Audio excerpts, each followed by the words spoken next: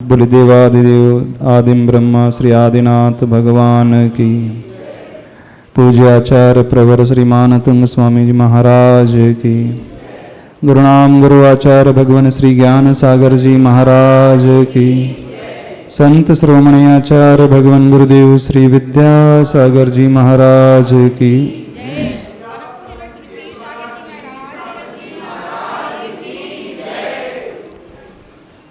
श्लोक नंबर 13 चल रहा था। समझ में आ गया आप लोगों को? कोई डाउट तो नहीं है? पूछना हो तो पूछ सकते हैं। वक्त्रं क्व, ये है ना? हाँ, वक्त्रं क्वते सुरनरो रगनेत्रहारी नैशेष नरजत जगत्त्रयोपमानं बिम्बं कलङ्कमलिनं क्वनिशाकरस्य यद्वासरे भवति पाण्डुपलाशकल्पम्। प्रभु के मुख की महिमा बताई गई है। प्रभु आपका मुख कहाँ और वह चंद्रमा का मुख कहाँ? चंद्रमा कलंकित होता है, आप पूर्ण रूप से निष्कलंक हैं, निकलंक हैं। चूंकि आपने समस्त संसार को, तीनों ही जगत को जीत लिया है, इसलिए आपकी उपमा और कोई धारण कर ही नहीं सकता। दुनिया में कोई ऐसा जीव है ही नहीं जिससे आपकी तुलना की जाए। इसलिए प्रभु को अनुपम कहते हैं। जिसकी कोई उपमा नहीं होती है वह अनुपम कहलाता है। जिसकी कोई तुलना नहीं होती है वह अतुलनीय कहलाता है। जिन्हें भी हम देखते हैं उनमें बहुत सारी कमियां होती हैं, लेकिन बहुत कम ऐसे व्यक्तित्व होते हैं जिन्हें देख करके उनसे दृष्टि हटती ही नहीं, उन्हीं पर दृष्टि टिक जाती है। प्रभु आप ऐसे ही हैं। विगत 2-3 दिन से इसका अर्थ पूरा हो गया है? कोई शंका तो नहीं? आगे बढ़ना है? हाँ, माइक से बोलना थोड़ा। हाँ, नमस्ते महाराज जी। कल आपने जो कहा कि मोबाइल में हम लोग जिनवाणी मतलब समझ के करें, हाँ। तो वो बात कुछ हजम नहीं हो रही हम लोग को। अच्छा। मतलब उसको हमें लगता सभी को नहीं हो रही है वो चीज़। तो कौन सी बात नहीं समझ में आ रही? मतलब मोबाइल में हम लोग जिनवाणी या कुछ भी पुराण वगैरह खोल के उसको अपन ये समझे कि हम जिनवाणी या शास्त्र का स्वाध्याय कर रहे हैं। मान लीजिए आपने मोबाइल में जी उसकी स्क्रीन में समाचार ग्रंथ खोल लिया जी। पेज आप पलटते जा रहे हैं, एक पेज पढ़ करके फिर दूसरा पृष्ठ आ गया, फिर तीसरा पृष्ठ आ गया जी। तो उस समय वो मोबाइल कहलाएगा कि जिनवाणी कहलाएगी? अब यही बात तो हम लोग को हजम नहीं हो रही है। पुस्तक में तो, शास्त्र में तो अच्छा, शास्त्र मात्र यही जिनवाणी कहलाएगी। हाँ, हम लोग को भी यही समझ में आ रही है। अच्छा, मोबाइल में ये जिनवाणी कहाँ है? तो कागज है, कागज तो पेपर है, लेकिन शुरू से हम लोग इसी में लिपिबद्ध देखते आए हैं। पेपर ही है नहीं तो जी। पेपर जिनवाणी कैसे हो गई? पेपर में जो प्रिंट है, छपा हुआ है, वो जिनवाणी कैसे हो गई? जिनवाणी तो वो होती है जो साक्षात हमें सुनाई दे, क्योंकि जिनवाणी वर्ड अपने आप में कह रहा है जिनस्य वाणी इति जिनवाणी। यदि हम शब्द के अनुसार जाएं तो जिन प्रभु से उत्पन्न, यानी उत्पन्न जो हुई है वाणी अथवा जिनेन्द्र की वाणी जिनवाणी कहलाती है। अब जो हम सुन रहे हैं, वाणी अपने आप में शब्द है, सुना जाता है, जो कर्णेंद्रिय का विषय, कानों से का विषय बनता है। अब जो सुनकर के लिख दिया गया, ये वाणी कहाँ है? हाँ वो ये तो शास्त्र है। लिपिबद्ध हो गया। इसे आगम कहा जाता है। जी। जो लिपिबद्ध हो गया वो आगम है। जी अब मान लीजिए जैसे हम पीतल के पन्नों में जी कॉपर के उसमें लिख दें भक्तामर स्तोत्र जी और उसे रख दें जी तो वो जिनवाणी कहलाएगी। ताम्र पत्र में पूरा भक्तामर स्तोत्र लिख करके समयसार लिख करके रख दें, सठखंडागम ग्रंथ लिख करके रख दें, जी जिनवाणी कहलाएगी वो? कहलाएगी वो। क्यों? वो तो कागज तो है नहीं, वो ताम्र पत्र है। वो समझ में आ रहा है कि लेकिन मोबाइल की बात कॉपर है ना, कॉपर का जो पेपर बनाया A4 साइज का, A4 साइज के पेपर में समयसार लिख दिया गया, गुम्मटसार ग्रंथ लिख दिया गया, वो जिनवाणी है? क्या है वो? है तो वो जिनवाणी लिपि। क्यों जिनवाणी हो गई वो? क्योंकि अब नहीं, क्यों जिनवाणी हो गई? पहले लॉजिक पकड़ो, जिनवाणी क्यों हो गई वो? आप समझाइए महाराज जी, हम लोग के समझ में नहीं आ रहा। आप उसे जिनवाणी क्यों कह रहे हैं? ताम्र पत्र में जो लिखे हुए शास्त्र होते हैं वो जिनवाणी कैसे हो गई? क्योंकि वो लिपिबद्ध रूप में लिपिबद्ध है ना। जी। अब ऐसे ही किसी ने मोबाइल खोला, उसका पेज वही शास्त्र लिखा हुआ, उसका फर्स्ट पेज जो आ रहा है जी मोबाइल में, वही सठखंडागम ग्रंथ का जी आ सकता है कि नहीं? हाँ आ सकता गुम्मटसार कर्मकांड ग्रंथ जी मोबाइल में आ सकता है ना। जी। ई बुक्स होती हैं, आती है कि नहीं? आती ई बुक्स में। तो आपने मोबाइल ऑन किया और उसमें कर्मकांड का पहला पृष्ठ आ गया, अब वो क्या है? आप उसे पैर में रख लोगे जिसमें कर्मकांड खुला हुआ है? नहीं रखेंगे। अच्छा, भक्तामर स्तोत्र खुला हुआ है, आप उसे जमीन में रख लोगे? नहीं रखेंगे। क्यों नहीं रखोगे? क्योंकि श्रद्धा है उसके प्रति हमारी। किस बात को लेकर के श्रद्धा है? कि ये भक्तांबर है, ये मतलब कोई भी ग्रंथ है। ग्रंथ है ना, यही श्रद्धा है ना, ग्रंथ है। हाँ। जब श्रद्धा है ग्रंथ तो फिर जिनवाणी हो गई। अब आपने पुस्तक बंद कर दी, अलमारी में रख दी, ये बात अलग है। अब मोबाइल में ये होता है कि आपने पेज पलट दिया अथवा दूसरा कुछ आप सर्च करने लगे तो वो गायब हो गया, दूसरा दिखने लगा। जी। जिस समय दूसरा दृश्य दिखेगा तो वो जिनवाणी नहीं रहेगी, वो दूसरे उपयोग में आ गई। आप कोई मूवी देख रहे हैं अथवा आप किसी से वीडियो कॉल कर रहे हैं, अब उस समय जिनवाणी नहीं रहेगी। जिस समय खुला हुआ पृष्ठ रहेगा उस समय जिनवाणी, अदरवाइज वो जिनवाणी नहीं, वो तो मोबाइल है। ठीक है महाराज जी। अच्छा, मोबाइल जेब में रख करके घूमते हैं। हाँ, इसलिए उसे जिनवाणी नहीं, हम ये कह रहे जिनवाणी तब कहलाएगी जब वो पृष्ठ खुला हुआ होगा, अदरवाइज वो जिनवाणी नहीं कहलाएगी। जी जी। अदरवाइज वो जिनवाणी नहीं, तो मोबाइल है, बात करने के लिए, कम्युनिकेशन के लिए एक साधन है, मैसेज सेंड करने के लिए, देखने के लिए। जब खुली हुई होगी तो जिनवाणी कहलाएगी, नहीं तो नहीं कहलाएगी जिनवाणी। ठीक है महाराज जी। अभी एकदम बात, अब एकदम से भी वो जिनवाणी मान ले तो फिर उसे जेब में नहीं रख सकते, ऐसा? जी हाँ जी। क्या हुआ? हाँ बोलो, बोलो, माइक से बोलना।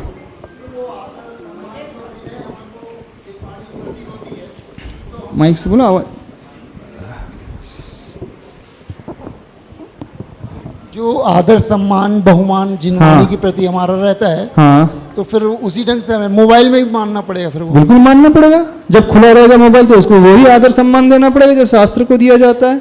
ऊंचे स्थान में रख करके, मान लीजिए कंप्यूटर स्क्रीन खोल करके कर रहा है स्वाध्याय, लैपटॉप को खोल करके कर रहा है, तो टैबलेट्स को खोल करके कर रहा है, कर सकते कि नहीं उसे स्वाध्याय? टैबलेट में वही साइज का ग्रंथ आ जाएगा, टैबलेट का साइज भी A4 साइज ही होता है। तो उसी ऊंचे स्थान में बाजोटे में रख करके आपको स्वाध्याय करना पड़ेगा।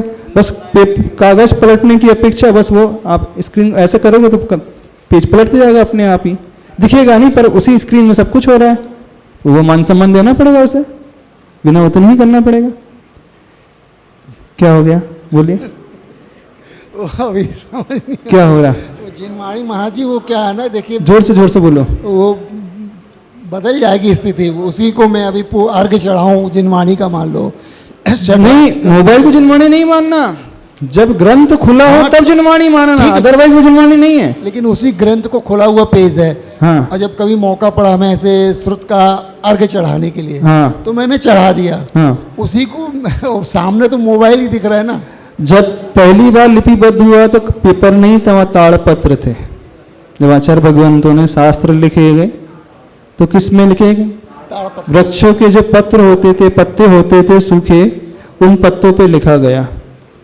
जब पत्तों से बदल करके पेज आने लगे, कागज आ गया, उस समय भी पहले लोगों को ये जिज्ञासा पैदा हुई होगी, इसे हम जिनवाणी कैसे मान लें, ये तो कागज है, कागज किससे बनता है, पेपर किससे बनता है, फिर उसमें किससे बनता है पेपर, पेड़ से बनता है, और ना जाने उसमें कितने कचरे का भी प्रयोग होता है। तो शुरुआत में लोगों को इसे जिनवाणी मानने में भी झिझक हुई। जब प्रारंभिक अवस्था हुई, यानी जब शास्त्रों को पेपर पे लिखा गया, तो बहुत सारा उसका विरोध भी हुआ। इसे हम जिनवाणी कैसे मान ले, पेपर अपने आप में अशुद्ध होता है।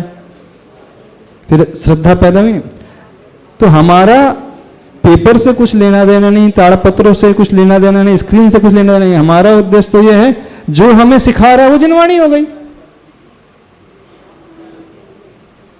नहीं है तो दुनिया की नजरों में कागज के अलावा और क्या है। आप इसे जिनवाणी कह रहे हैं, बाकी तो वो बुक्स कहते हैं। हाँ, बाकी तो वो उनकी दृष्टि में जिनवाणी नहीं, वो तो पेपर है। जैसे न्यूज़पेपर में प्रिंट हो जाता है, वैसे इसमें प्रिंट हो गया, कागज में प्रिंट होकर के आ गया।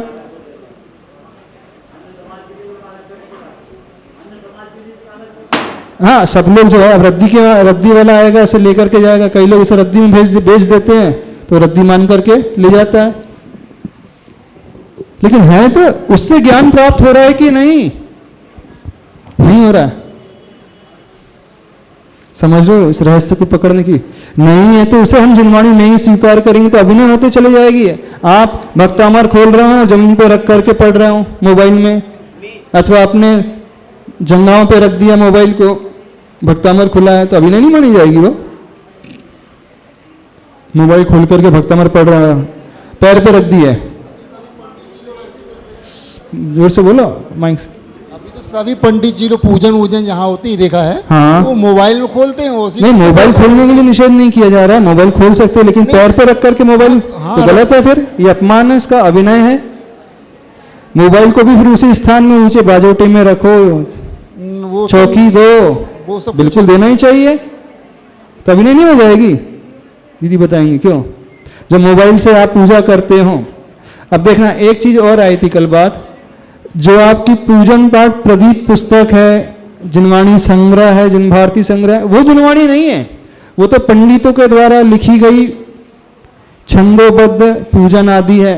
जिनवाणी तो वो कहलाती मूल रूप से जो आचार्यों के द्वारा लिखे गए शास्त्र होते हैं, जिसमें आगम से कोई पूर्वाचार्यों का कोई विरोध नहीं आता है, अथवा उस पंडित की भी वाणी को, शास्त्र को जिनवाणी कहे जाएंगी, जो प्रथमानियोग, कर्णानियोग, चरणानियोग, द्रव्यानियोग से विरोध को नहीं प्राप्त होते हैं। जैसे पंडित आसाधर जी ने सागार धर्मामृत ग्रंथ लिखा, अनगार धर्मामृत ग्रंथ लिखा, वो जिनवाणी है कि नहीं?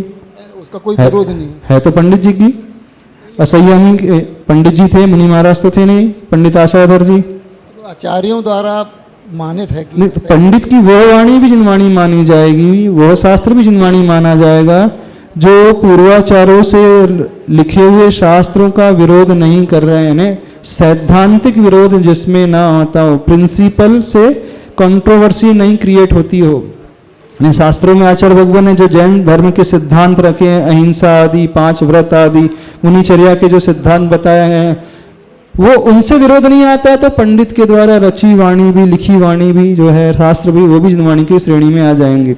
लेकिन मूल रूप से जब आप पूजन करते हैं, पूजन पाठ प्रदीप आदि जो पुस्तक, वो पूर्ण रूप से जिनवाणी नहीं कहलाएगी, पंडितों की है।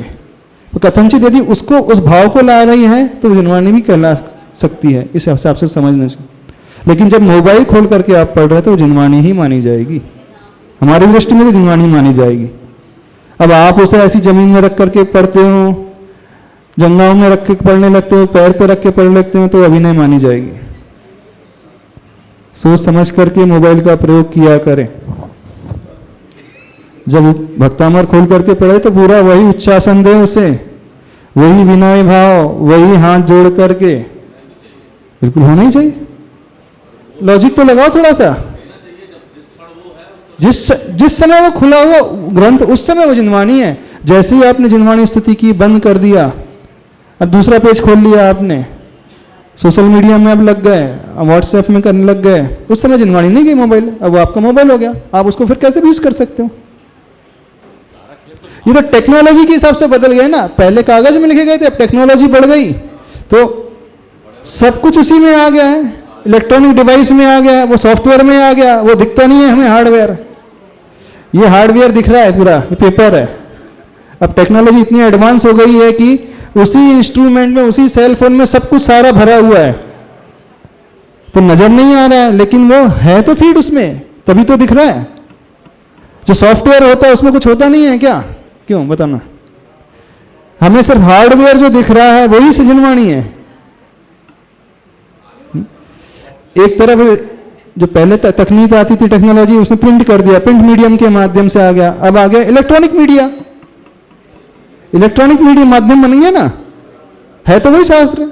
विज्ञान ने जब प्रगति की, जब पहले लिखा जाता था और प्रिंटिंग की बात आई, उस समय भी बहुत विरोध हुआ था कि प्रिंटिंग नहीं होना चाहिए, शास्त्रों को अभिनय होगी, कैसे उसका प्रिंट होगा, कहाँ प्रिंट होगा, लेबर कैसे उससे ट्रीट करेंगे, कैसे बांध करके लाया जाता है, कार्टून में कैसे पैक किया जाता है, फिर ट्रांसपोर्टेशन में वो ट्रकों में लोड होकर के आता है, वो उसमें बैठ भी जाते होंगे। हाँ, ये तो इसके ड्रॉबैक हैं। शास्त्र की प्रिंटिंग जब होना शुरू हो गई तो ड्रॉबैक आ गया, लेकिन साथ में एडवांटेज ही आ गया कि इतने सारे शास्त्र एक साथ हमें मिल गए।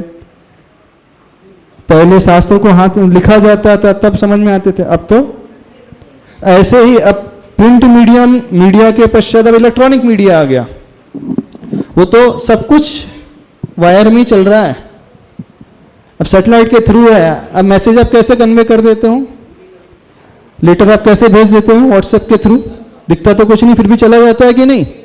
तो वो वेव थियोरी के माध्यम से आपका कनेक्शन तक जुड़ता है और वो इलेक्ट्रॉनिक मीडियम के माध्यम से वहां पहुंच जाता है। तो आज विज्ञान ने इतनी तरक्की कर ली तो प्रिंट मीडिया को उसने आउटडेट कर दिया, अब वो इलेक्ट्रॉनिक मीडिया आ गया। नमोस्तु महाराज जी। हाँ। महाराज जी, जैसे हम लेटे लेटे फ़ोन चलाते, व्हाट्सएप स्टोरी, इंस्टा स्टोरी आती है, महाराज जी की फ़ोटो वीडियोस रहती है, हाँ। तो फिर ऐसे उसमें भी हमको पाप लगता होगा?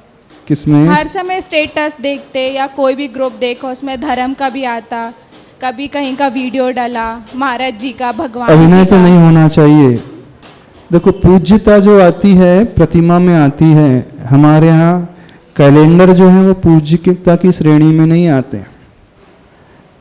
आप महावीर भगवान की फोटो रख करके पूजा नहीं कर सकते, वो फोटो जो है प्रतीक है, लेकिन वो पूज्य नहीं होगी। पूज्य कब कहलाएगी? जब मूर्ति 3D स्टैच्यू होगी तो वो मूर्ति पूजित कहलाती है।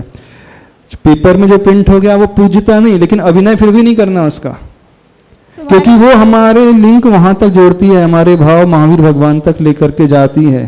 तो आचार्य भगवान कहते हैं इस कारण ज्यादा फोटो नहीं लेना चाहिए, ज्यादा सेंड भी नहीं करना चाहिए, जितनी लिमिटेड हो उतने ही करें, बचो तो बहुत अच्छा। लेकिन दूसरे एस्पेक्ट से सोचे तो पूज्यता इसमें नहीं आती है।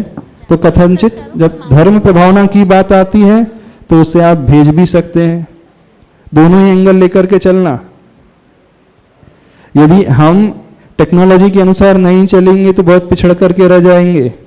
हम पुराने जमाने के अनुसार ही स्वाध्याय करेंगे तो कुछ नहीं हो पाएगा। अब जो न्यू जनरेशन आ रही है उसे हिंदी आती ही नहीं है, और हमारे शास्त्र संस्कृत में लिखे हैं, तो वो लिखा क्या है इसका मतलब ही समझ में नहीं आता, कहाँ से वो जिनवाणी का स्वाध्याय होगा।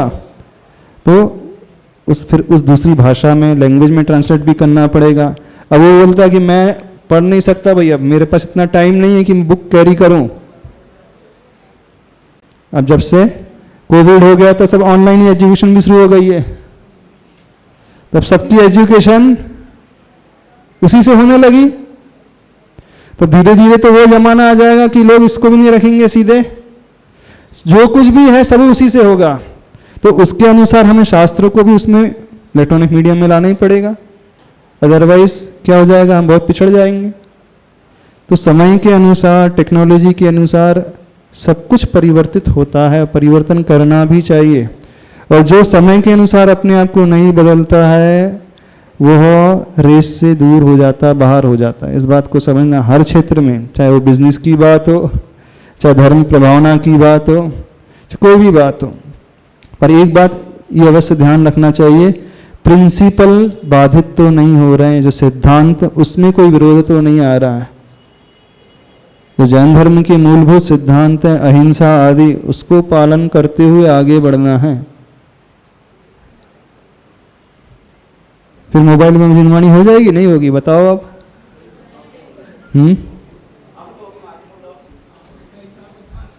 अभिनय नहीं होना चाहिए। जिनवाणी नहीं मानोगे तो उसे पैर में रख करके पढ़ोगे आप लोग।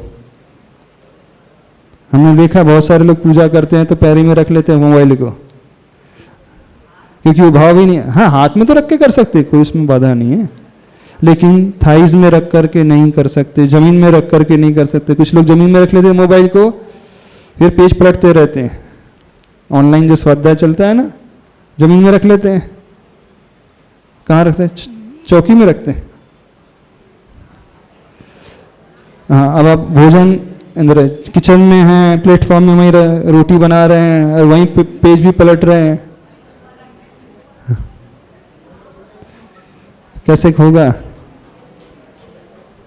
अभिनय नहीं होना चाहिए। उस समय सिर्फ सुन आदि सकते हैं, जो भजन आदि हैं इस प्रकार के, जो लाइट प्रवचन आदि वो सुन सकते हैं, उसके लिए कोई बाधा नहीं है। लेकिन सैद्धांतिक ग्रंथों का स्वाध्याय वैसा नहीं होना चाहिए कि हाँ वहाँ द्रव्य संग्रह ग्रंथ को खोल करके बैठ गए, रोटी भी बना रहे हैं, पन्ने भी पलटते जा रहे हैं, ऐसा नहीं। हाँ, प्रवचन सुन सकते हैं गुरुओं के, मुनियों के, स्तुति आप सुन सकते हैं, भजन सुन सकते हैं, ठीक है। और कुछ पूछना है? किसी की जिज्ञासा है?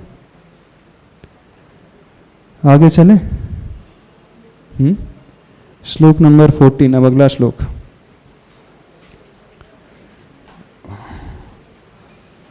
बहुत अच्छा श्लोक आ रहा है। प्रभु के गुण कितने सारे होते हैं, कहाँ कहाँ तक फैले हुए होते हैं, उसका वर्णन आ रहा है। संपूर्ण मंडल शशांक कला कलाप, पढ़ो।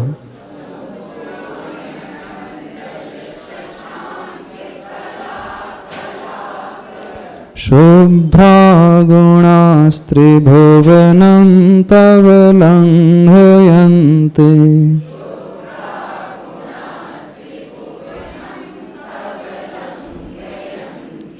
ये संश्रितास्त्रिजगदीश्वरनाथमेकम्,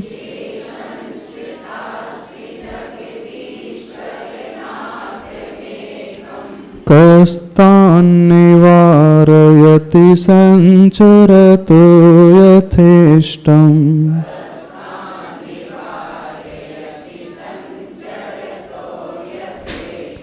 संपूर्णमण्डल शशांक कलाकलाप, शुभ्रागुणास्त्रिभुवनं तव लंघयन्ति, ये संश्रितास्त्रिजगदीश्वरनाथमेकम्, कस्तान्निवारयति संचरतो यथेष्टम्। क्या भाव है श्लोक में? पहले इसके शब्दार्थ को देख लेते हैं। संपूर्ण मंडल शशांक कला कलाप। अब ऊपर श्लोक नंबर 13 में आचार्य भगवान ने चंद्रमा की उपमा दी थी। चंद्रमा का मुख कहाँ, यानी चंद्रमा को एकदम निचले स्तर पर ला करके रख दिया था। चंद्रमा में ही कोई होता है कुछ, कलंकित है, दाग है। अब इस श्लोक में भी चंद्रमा की उपमा दी जा रही है। अब यहां पर चंद्रमा को दूसरे एंगल से देखा जा रहा है। दृष्टांत वही चंद्रमा का आ रहा है, लेकिन अब नजरिया पूरा बदल गया। अब कोई ये कहे ये तो परस्पर विरोधी बातें की जा रही हैं। पहले आचार्य भगवान नकार रहे थे चंद्रमा को, उसकी वैल्यू कोई है ही नहीं, उसमें कुछ है ही नहीं। उसके चेहरे में तो दाग रहता है। अब इस श्लोक में पूरा उल्टा कथन चल रहेगा, इस बात को समझना। अब चंद्रमा को बहुत ऊंचा स्थान दिया जा रहा है, तो परस्पर विरोध जैसी प्रतीत होती है बातें, पर उसमें विरोध नहीं है। हम उस एग्जाम्पल से क्या ग्रहण करना चाहते हैं, यह बात दिखाई जा रही है। तो श्लोक में क्या बतलाया जा रहा है? संपूर्ण मंडल शशांक कला कलाप शुभ्रा गुणास्त्रिभुवनम तव लंघयन्ति। गुण कैसे हैं? गुण प्रभु के कितने हैं वे गुण? शुभ्रा गुणाः, तव यानी आपके, हे आदिनाथ भगवन, आपके जो शुभ्र गुण हैं, बहुत सुंदर गुण हैं। कैसे गुण हैं? तुलना किससे की जा रही है? जैसे वह शशांक की कला होती है। शशांक अर्थात चंद्रमा। चंद्रमा में कलाएं आती है ना, शुक्ल पक्ष में चंद्रमा की कलाएं बढ़ती हैं और कृष्ण पक्ष में चंद्रमा की कलाएं घटती हैं। एकम से लेकर पूर्णिमा तक चंद्रमा पूरा बढ़ता चला जाता है और पूर्णिमा के पश्चात जो एकम आती है वहाँ से लेकर अमावस्या तक अब उसकी कलाएं घटती चली जाती है। तो जो शुक्ल पक्ष होता है वो वृद्धिंगत को लिए हुए प्रोग्रेसिव होता है। कलाएं बढ़ना मतलब उसका जो प्रकाश है, लाइट है, डेली वो बढ़ते चले जाती हैं। एकम में वो चंद्रमा कैसा एक जस्ट छोटा सा आर्क जैसा होता है। आर्क समझते हो? एक लाइन जैसी दिखती है, अथवा रिंग होती है, अंगूठी है, आधी अंगूठी आप समझ लो। तो आसमान में चंद्रमा एकम में कैसा दिखता है? कौन सी एकम को? पक्ष की एकम को। आज शुक्ल पक्ष की एकम ही है ना। हाँ, तो आज जो चंद्रमा नजर आएगा, एक रिंग की जो लकीर आउटर लेयर होती है, बस एक बहुत स्लाइटेस्ट उसकी लाइनिंग सिर्फ दिखती है, प्रकाश का थोड़ा सा हिस्सा नजर आता है।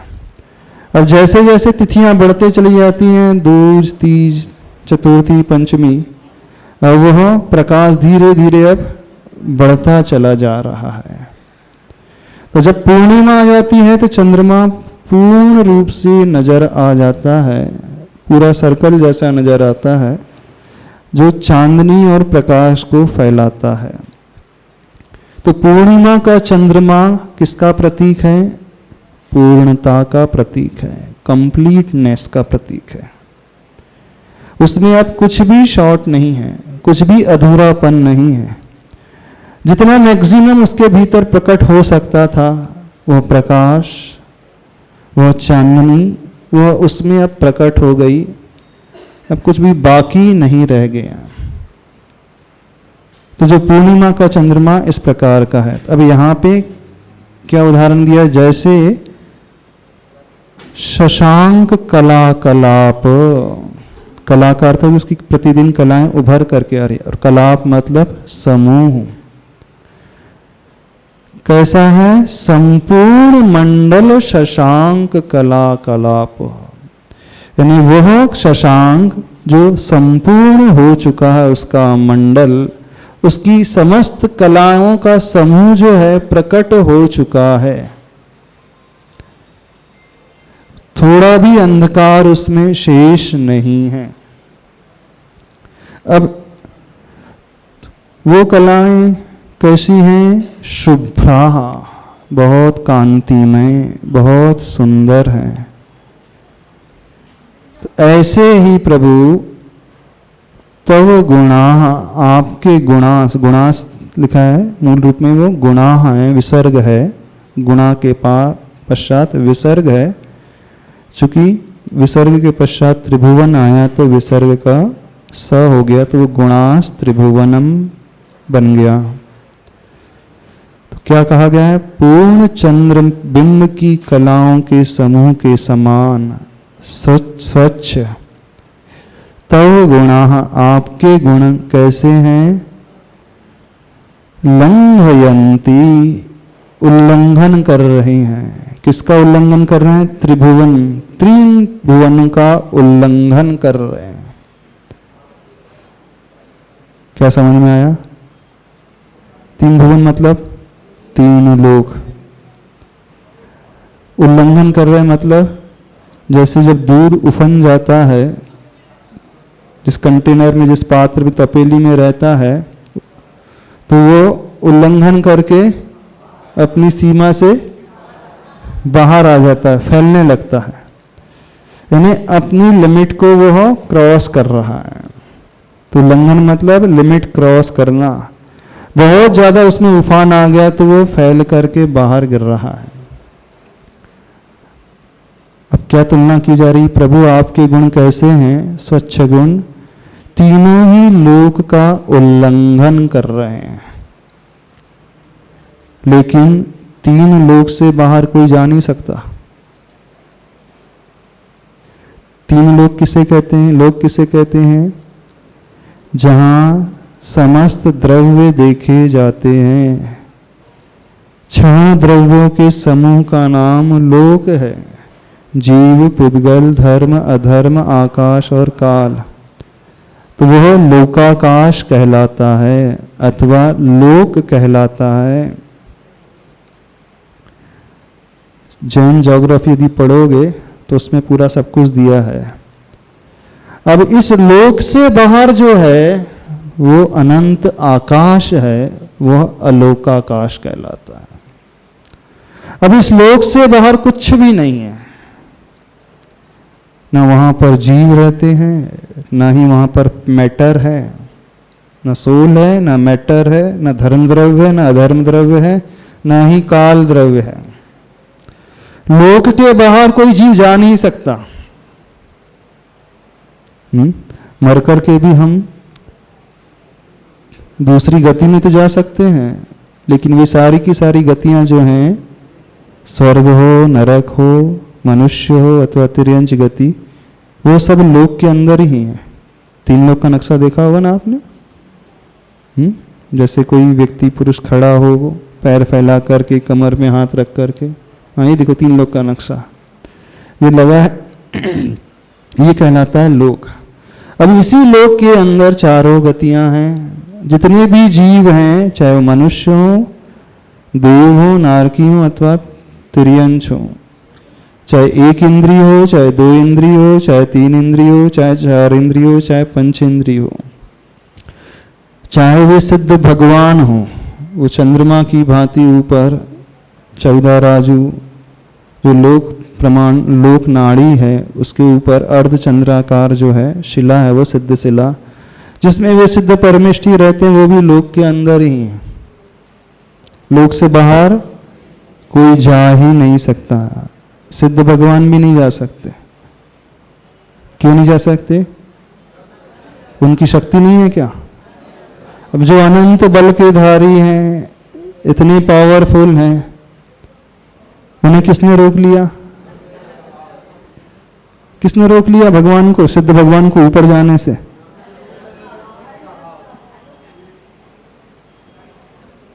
किसी ने रोक लिया? हाँ, कहीं ना कहीं वो भी पराश्रित हो जाते हैं, सिद्ध परमेष्ठी भी।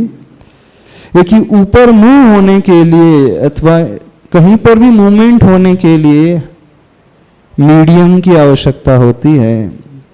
मीडियम ऑफ मोशन एक होता है, मीडियम ऑफ मोशन, जो गति प्रदान करने में सहायक होता है।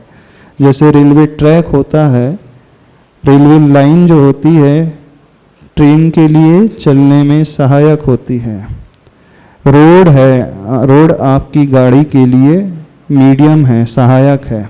ऐसे ही जीव और पुद्गल यानी जीव और मैटर के मूवमेंट के लिए जो निमित्त होता है, सहायक होता है, उसका नाम का होता है धर्म द्रव्य। धर्म से मतलब ये पुण्य पाप वाला धर्म नहीं लेना, पुण्य कर रहे ये धर्म नहीं, भगवान की पूजा दान सेवा ये धर्म नहीं। साइंस भी जिसे कहती है ईथर आदि, ईथर होता है, विज्ञान भी उसे कुछ स्वीकार करता है, इन्हें एक मीडियम ऑफ मोशन होता है जो गति में सहायक होता है, वो धर्म द्रव्य। और जो मीडियम ऑफ रेस्ट होता है, जो स्थिति में सहायक, रुकने में सहायक होता है, मीडियम ऑफ रेस्ट, वो कहलाता है अधर्म द्रव्य। तो जब यहाँ कर्मों का नाश हो जाता है, समस्त 8 प्रकार के कर्म नष्ट हो जाते हैं, इस आत्मा से दूर हो जाते हैं, तो सिद्ध भगवान सीधे इस मध्य लोक से ऊपर 7 राजू सिद्ध शिला में जाकर के रुक जाते हैं। कैसे रुक जाते हैं? जैसे आप इस गुब्बारे को छोड़ दो जिसमें हीलियम गैस भरी हो, तो वो सीलिंग में जाकर के रेस्ट करने लगता है। अब सीलिंग से ऊपर क्यों नहीं जाता है वो गुब्बारा? वो बलून जो है, बैरियर आ गया, वो सीलिंग आ गई। तो जैसे सीलिंग में जाकर के वो बलून चिपक जाते हैं, ऐसे सिद्ध भगवान 3 लोक की सीलिंग में जाकर के चिपक रुक गए हैं बिल्कुल। अब बलून जो होते हैं कोई छोटे साइज के होते हैं, कोई बड़े साइज के होते हैं, लेकिन सब बलून का सिर जो है एकदम सीलिंग में टच कर, छत पे टच करता है। चाहे वो छोटा गुब्बारा हो, चाहे वो लंबे शेप का हो, लौकी के शेप का हो, चाहे वो स्फेरिकल गोल हो, चाहे एप्पल का शेप का हो, चाहे वो ककड़ी के शेप का हो, सभी शेप के आते ना गुब्बारे, चाहे वो छोटा हो, तो सारे के सारे छत पे जाकर के चिपक जाते हैं। ऐसे ही सिद्ध भगवान ऊपर चिपक गए 3 लोक के ऊपर। तो ये छत से ऊपर क्यों नहीं जा रहे हैं गुब्बारे? क्योंकि ये रुकावट आ गई, बैरियर आ गया। तो सिद्ध भगवान क्यों नहीं जा रहे हैं? एक बैरियर आ गया कि इस लोक के ऊपर कोई भी धर्म द्रव्य नहीं है, जो मीडियम ऑफ मोशन होता है। अब ऊपर मूवमेंट करने के लिए धर्म द्रव्य की आवश्यकता है, पर चूंकि वहां पर वो नहीं है, तो वो ऊपर नहीं जा करके 3 लोक के ऊपर जो वात वलय हैं, तनुवात वलय, घनोदधि वात वलय, घन वात वलय, घनोदधि वात वलय और तनुवात वलय, बस उसमें रेस्ट कर रहे हैं, उससे ऊपर नहीं जाते। तो वहाँ 3 लोक के बाहर जो आलोक होता है, इनफाइनाइट जो आकाश है, स्पेस है, वहाँ पर कोई भी जीव नहीं और कोई मैटर भी नहीं। अब यहाँ क्या कहा जा रहा है श्लोक में? हे प्रभु, तव गुणास त्रिभुवनम लंघयन्ति, आपके गुण 3 लोक का उल्लंघन कर रहे हैं, जैसे वो दूध तपेली से उफन करके बाहर गैस में गिर रहा है। अब जब कोई है ही नहीं, तो फिर भगवान के गुण 3 लोक को क्रॉस करके जाएंगे कैसे? ये ज्यादा लंबी तो नहीं हो गई? आचार्य मानसिंह स्वामी जी ज्यादा फेंक तो नहीं रहे? आपकी भाषा में हम बोल रहे हैं। झिल रही है सबसे? पच रही है बात? नहीं पच रही? नहीं पच रही बात? हाँ, किस किस को पच रही है बात और किस किस को नहीं पच रही है बात? आचार्य मानसिंह स्वामी जी क्या कह रहे हैं? हे आदिनाथ भगवान, आपके गुण कैसे हैं? शुभ्रा, बहुत स्वच्छ निर्मल गुण हैं। कैसे हैं? संपूर्ण मंडल शशांक कला कलाप, जैसे वह पूर्णिमा का चंद्रमा पूर्ण हो जाता है, वैसे ही वे गुण हैं। अभी हम गुण कैसे, इसकी ऊपर चर्चा नहीं कर रहे हैं। अभी जो कहा जा रहा है, इतने सारे गुण जो हैं 3 लोक को क्रॉस करके मानो आलोक आकाश में गिर रहे हैं जाकर के। जैसे दूध वो है तपेली से गिर करके बाहर फैल रहा है, तो ऐसे ही भगवान के गुण जो हैं 3 लोक को उल्लंघन करके आलोक में जाकर के गिर रहे हैं। झिलरी वाली बात डॉक्टर साहब, पच रही बात? नहीं पच रही? तो ज्यादा फेंक रहे हैं भगवान, आचार्य भगवान ज्यादा फेंक रहे हैं, बहुत लंबी दे रहे हैं, जो संभव ही नहीं है। अब उसकी तुलना की जा रही है, उसकी कल्पना की जा रही है, इम्पॉसिबल है। राई का पहाड़ बनाना तो फिर भी समझ में आता है, तिल का ताड़ बनाना फिर भी समझ में आ जाता है। किसी के बारे में बहुत अच्छा अच्छा वर्णन किया जाता है, वो बहुत अच्छा है, बहुत अच्छा है, भले उसके भीतर इतना सा गुण है। जैसे आपके यहाँ जब लड़के देखने वाले आते हैं तो आप क्या बखान करवाते हैं सबसे? हाँ, अपनी लड़की को स्वर्ग की अप्सरा ही बना देते हो, अथवा अपने लड़के को इससे सुंदर तो कोई है ही नहीं, होता ना। उसके गीत ऐसे गाए जाते हैं, यदि 3 बेटे हैं तो 2 बेटों को तो बोलेंगे 2 तो बिल्कुल ऐसे ही हैं, जो ये है वैसे उस जैसा तो कोई है ही नहीं। ऐसे ही ना, बहुत ज्यादा फेंक देते हो, झलती नहीं होगी सामने वाले से। तो ऐसा लग रहा है आचार्य मानसिंह स्वामी जी भी बहुत ज्यादा दिए जा रहे हैं, लग रहा है कि नहीं लग रहा है? एक को 100 बना करके पेश करना फिर भी समझा जाता है, एक को 1000 बना दिया, अब एक को अनंत बना करके पेश किया जा रहा है, इनफाइनाइट बना करके पेश किया जा रहा है। कहा जा रहा है कि आपके गुण जो हैं 3 लोक का उल्लंघन किए जा रहे हैं, और जो होना नहीं कभी। क्यों नहीं होना? वहां कोई जीव ही नहीं है। गुणों का फैलने का अर्थ क्या होता है? उसकी प्रसिद्धि फैलना। जब कहा जाए ना गुण फैल रहा है, मतलब उसकी फेम इतनी ज्यादा फैल रही है। और फेम का फैलेगी जब सुनने वाला कोई होगा तभी तो फेम फैलेगी। जो कोई सुनने वाला ही नहीं है तो वहां फेम कैसे फैल सकती? अलोक आकाश में कोई जीव ही नहीं है, और अलोक आकाश में अधर्म द्रव्य ही नहीं होता जो लेकर के चले जाए, कोई पुद्गल ही नहीं है, फिर भी क्यों कहा जा रहा है? भक्ति इसी का नाम है। जो हो नहीं फिर भी हम कह दे, ये झूठ नहीं है, फेक नहीं है ये। हाँ, ये नहीं समझना ये जबरदस्ती का बखान किया जा रहा है, असंभव का भी बखान किया जा रहा है, क्योंकि असंभव बात है। 3 लोक का उल्लंघन किया ही नहीं जा सकता। तो भगवान के गुण 3 लोकों के क्रॉस करके कभी कहीं जा ही नहीं सकते। लेकिन भक्ति में यही कहा जाता है, गुणस्तोकम सदुल्लंघ तद बहुत कथा स्तुति। स्तुति की परिभाषा क्या है?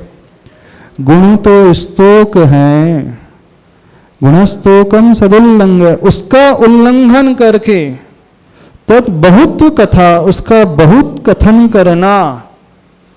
स्तोक का अर्थ होता है अल्प, थोड़े, बहुत कम, और उसको छोड़ करके उल्लंघन करके बहुत बताना, यानी तिल का ताड़ा बना देना, राई का पहाड़ बना देना, उसका नाम भक्ति है, वो झूठ नहीं है। यानी भक्ति में इतने गुणगान गाए जाते, इतने गुणगान गाए जाते, जो नहीं भी हैं वो बताया जा रहा है, जो है उससे बताना भक्ति नहीं कहला रही है। क्या कहा जा रहा है? जो गुण है उसका कथन करना का नाम भक्ति नहीं है, जो नहीं है उसका कथन करने का नाम भक्ति है।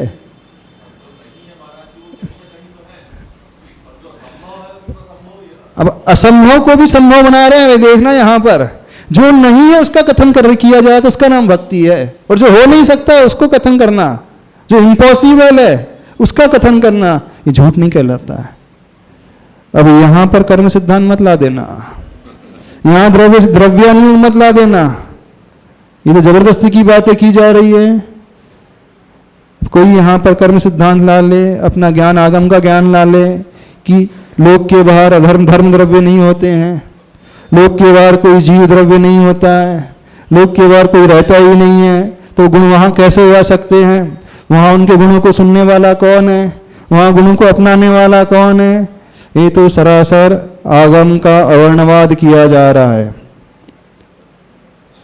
ये सरासर आगम को गलत दृष्टि से पेश किया जा रहा है। अवर्णवाद मतलब जो नहीं है वो कहा जा रहा है, लेकिन भक्ति में वही कहा जा रहा है जो है नहीं। जो है उसका कथन करने से हमने कौन सा बड़ा काम कर लिया? अरे करोड़पति को हमने करोड़पति बोल दिया तो कौन सा बड़ा काम कर दिया? करोड़पति को करोड़पति बोल दिया तो कौन सा बड़ा काम कर लिया, वो तो है, उसमें हमारा क्या। भक्ति तो हमारे द्वारा होती है ना, यानी हम वो देखें जो उसके भीतर नहीं है। जिसके भीतर ये क्षमता पैदा हो जाती वही भक्ति कर सकता है। तो भक्ति में कथन किया जाता है भगवान आप ही बचाने वाले हैं, आप ही हमारे पालन करने वाले हैं, आप ही हमें ऊपर उठाने वाले हैं, आप ही हमें सहारा देने वाले हैं। तुम न संवारोगे तो कौन संवारेगा, वो पालनहारे कहते हैं ना। तुम ना बनाओगे तो कौन बनाएगा, तुम ना रक्षा करोगे तो कौन रक्षा करेगा, तुम ना उठाओगे तो कौन उठाएगा। अब यहां पे तथाकथित विद्वान लोग, शास्त्री लोग ये बात लिखे जाते हैं, पूजा में कहना एकदम गलत है। भगवान तो कर्ता होते ही नहीं है, भगवान बचाने वाले होते ही नहीं है, भगवान देने वाले कुछ नहीं होते हैं, क्योंकि एक द्रव्य किसी को दे नहीं सकता, दूसरे को दे सकता है क्या। भक्ति तो श्रद्धा का विषय, यहाँ पे वो द्रव्यानुयोग का विषय मत लेकर के आ जाओ। अब कोई भक्ति करते समय ये व्याख्यान करने लगे कि हम अपने ही आप से बढ़ते हैं, भगवान ना हमें बचा सकता है, ना भगवान हमें मार सकता है, ना भगवान हमें पैदा कर सकता है, ना भगवान हमारी रक्षा कर सकता है, ना भगवान हमें दे सकता है, यदि कोई ऐसा कहे भक्ति में, ये सरासर गलत है। अब वो भक्ति उल्टी हो जाएगी, विपरीत हो जाएगी, इसका नाम भक्ति है ही नहीं। भक्ति किसका नाम है, जो नहीं है वो कथन करना, जो हो नहीं सकता उसका कथन करना। यहां तो आचार्य मानसिंह स्वामी ने बहुत ही अलग ही बात कर दी। बड़ा गजब का चिंतन है पूज्य वरसुधा सागर महाराज जी का इसमें, इस श्लोक में उन्होंने बहुत लिमिट ही क्रॉस कर दी। उन्होंने बोल दी 3 लोक का उल्लंघन कर रहे हैं भगवान आपके गुण, तो बहुत ही लंबी लंबी फेंक दी उनने।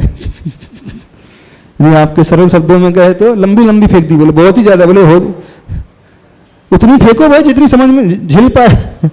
हाँ, इतनी लंबी क्यों फेंके जा रहे हैं, फेंके जा रहे हैं, कोई कुछ बोल नहीं रहा है, इसका दिए जा रहे हैं भगवान आचार्य प्रभु भी दिए जा रहे हैं स्तुति में।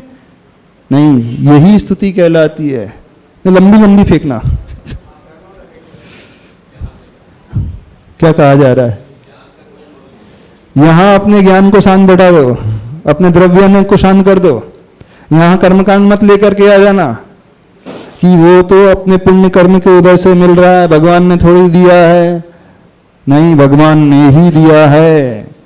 भक्ति में निमित्त की प्रधानता होती है, भक्ति में सामने वाले की प्रधानता होती है। वो निमित्त होगा, उसे हम समर्पण भाव से स्वीकारेंगे तभी हमें मिलेगा। यानी भक्ति में हम सामने वाले को इतना ऊपर उठा दे, इतना ऊपर उठा दे, जो नहीं है वो भी दे दे उनको क्रेडिट सारा, तब कहीं जाकर के वो पुण्य बनता है, तब कहीं जाकर के वो लाभ होता है। इस रहस्य को समझने की कोशिश करें। यहां अपना सिद्धांत कोई भी लेकर के ना आए। आचार्य भगवान बड़ी सुंदर परिभाषा लिख रहे हैं, जो गुण नहीं है अल्प को बहुत कथन करना, यानी सीधी सादी भाषा में कहें तो झूठ बोलना। सही सही झूठ बोल रहे हैं, झूठ है कि नहीं, झूठ है कि नहीं। भक्ति में सत्यता नहीं रहती, भक्ति में तो झूठ रहता है। अतिशयोक्ति, अतिशयोक्ति, अब विद्वान लोग उसे अतिशयोक्ति कह देते हैं। अब हम खड़े शब्दों में कहीं झूठ बोला जा रहा है तो क्या गलत है। झूठी तो बोल रहे हैं आचार्य मानसिंह स्वामी जी, झूठ बोल रहे हैं कि नहीं। 3 लोक का उल्लंघन किए जा रहे हैं, दिए जा रहे हैं आचार्य भगवान, झूठ बोल रहे हैं कि नहीं। तो भक्ति तो सत्यता को लिए होती नहीं, झूठ को लिए होती है। नमस्ते महाराज। हाँ जी, भक्ति और अंधभक्ति में क्या फर्क है? माइक से बोलना, ऊपर ऊपर माइक। भक्ति और अंधभक्ति में क्या फर्क है? भक्ति और अंधभक्ति में क्या फर्क है? अन्य भक्ति में विवेक नहीं होता है, ऊट पटांग कुछ भी सोचते रहता है, और भक्ति विवेक पूर्वक की जाती है, समझ करके की जाती है। अन्य भक्ति जो है, पेड़ को ही भगवान मान करके पूजे जा रहा है, कुछ भी उटपटांग हरकतें, वो गधे की पूंछ को पूजा जा रहा है, वो गाय की पूंछ को ही पूजा जा रहा है, हाँ यही सब कुछ दे देगी। अंध भक्ति में यानी मूर्ता वाली हरकतें। लेकिन विवेक पूर्वक अंध भक्ति सही भक्ति हो जाएगी। विवेक पूर्वक यदि है तो अंध भक्ति भी सही भक्ति मानी जाएगी। यानी कि अंध भक्ति दो तरीके से होती है, एक समीचीन भक्ति भी अंध भक्ति हो सकती है और एक असमीचीन भक्ति भी अंध भक्ति हो सकती है। समीचीन अंध भक्ति कौन सी? धनंजय कवि भक्ति कर रहे थे, भगवान की पूजा कर रहे थे, बेटा पड़ा हुआ था, सर्प ने डस लिया था, शरीर नीला पड़ रहा था, मूर्छित होकर के गिरा था। अब वो धनंजय बेटे को नहीं देख रहे, लगे हैं भगवान की भक्ति करने में, लगे हैं। अपन होते तो क्या, तुम डॉक्टर के पास भागते हैं, भगवान थोड़ी कहीं भाग रहे हैं, भगवान तो वहीं बैठे हैं, भगवान थोड़ी कहीं जा रहे हैं, बेटा तो चला जाएगा, तो पहले डॉक्टर के पास जाओ, उसे इंजेक्शन लगाओ। लेकिन अंध भक्ति में इतनी प्रगाढ़ता आ जाती, इतनी प्रगाढ़ता आ जाती है कि वो भगवान के अलावा कुछ देखता ही नहीं, उससे कुछ नजर ही नहीं आता। सोते जागते उठते बैठते 24 घंटे बस उसी की नाम की रटना लगाया रिया रहता है, न उसे खाने की सुध, न पीने की सुध, न किसी की सुध रहती है उसे। तो अंध भक्ति समीचीन भी हो सकती है, असमीचीन भी हो सकती है। लेकिन वो असमीचीन हो जाए, यानी मूर्ता वाली हरकतों को लेकर के हो जाए, तो वो हमारे लिए हानिकारक है। लेकिन समीचीन है तो अतिशय तो तभी होते हैं। अंजन चोर है, सारी रस्सियां उसने चीखों की काट दी, अब दिमागदार होता तो बेवकूफ मर जाएगा, नीचे शस्त्र लगे हुए, तलवार लगी है। लेकिन अंध भक्ति मतलब अति विश्वास, अति विश्वास, उसके प्रति अति समर्पण की भावना, जो है बस यही है, इनके अलावा कुछ नहीं है। इदम एव ईदृशम एव न अन्यत न च अन्यथा, यही है, इस प्रकार से ही है, अन्य नहीं है, अन्य प्रकार से ही नहीं है। जो है ये भगवान ही सब कुछ करने वाले हैं, हमारे भगवान ही सब कुछ देने वाले हैं, इनके अलावा कोई हमें दे नहीं सकता। तो अंध भक्ति में वो स्थिति हो जाती है, यानी एक्सट्रीम अंध भक्ति मतलब एक्सट्रीमिटी को लेकर हुए, एकदम अति को लेकर के, जिसे कहा जाता है ना व्यक्ति पागल हो गया। अंध भक्ति है ना पागल होना। तो ये किस श्रेणी में आएगी? मानता हूँ आचार्य जी से ये भक्ति, ये अंध भक्ति दोनों ही श्रेणी में आ सकती, अच्छी भी हो सकती, बुरी भी हो सकती। यदि समीचीन हो रही है, सच्चे देव गुरु शास्त्र को लेकर के हो रही है, तो ये ठीक है। और चमत्कार अंध भक्ति में ही होते हैं। एक्सट्रीमता जहां जाती है, एक्सट्रीमिटी जहां जाती है, अति जहां जाती है, वहीं होते चमत्कार। और जो बहुत तोल करके, बनियागिरी लगा करके, दिमाग लगा करके, इतना ही करना चाहिए, इससे ज्यादा नहीं करना चाहिए, वहां चमत्कार कभी नहीं होते। अंध भक्ति में 110% समर्पण, भक्ति में भी समर्पण है, लेकिन वहां कैलकुलेशन चलेगा, थोड़ा बहुत हिसाब किताब चलता रहेगा। नफा नुकसान वो सोचेगा, कितना नफा हो रहा है, कितना नुकसान हो रहा है, ये करूंगा तो ये, वो करूंगा तो, उस श्रेणी में आ जाएगी। लेकिन यहाँ पर आचार्य भगवान कह रहे हैं, भक्ति वो कहलाती है जो नहीं है उसका हम कथन करें, यानी झूठ बोलने का नाम भक्ति। बिल्कुल सही बात है। अथवा दूसरे शब्दों में कहें तो अतिशयोक्ति पूर्वक वर्णन करना, तो सुधार लेते हैं, ठीक है, ये लोगों को भी पच नहीं रही बात है, ये बोले झूठ नहीं बोलो, ये ठीक मत बोलो, ऐसा नहीं है महाराज जी, इसमें सुधार कर लेते हैं। अतिशयोक्ति पूर्वक वर्णन, एग्जैगरेशन जहां बहुत ज्यादा हो जाता है, बहुत बड़ा चढ़ा करके वर्णन किया जाता है, जो नहीं भी है वो बताया जाता है।